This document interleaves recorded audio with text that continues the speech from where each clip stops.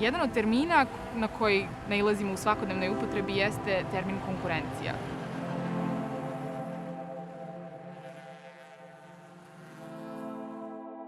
Ono što odlikuje konkurenciju, a što se ljudima generalno ne sviđa, jeste taj konkurentski pritisak. Od konkurencije ljudi često vide samo onaj destruktivni proces, a to je ta rešetka koja pravi izbor između onih koji mogu da opstanu i onih koji prosto nisu jaki da izdrže konkurentski pritisak.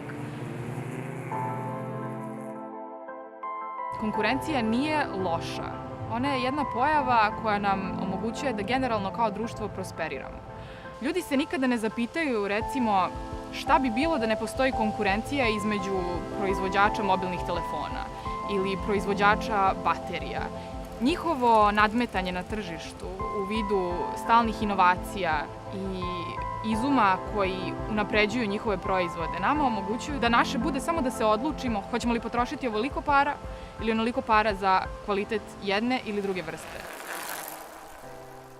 Ukoliko konkurencije ne bi bilo, ono sa čim bismo se suočili jeste nerealno visoka cena za neki proizvod koji je nama apsolutno potreban.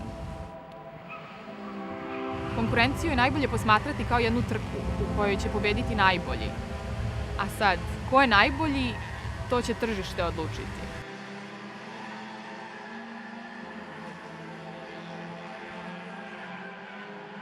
Mislim da mogu da kažem da danas tržište posmatram iz malo drugačije perspektive.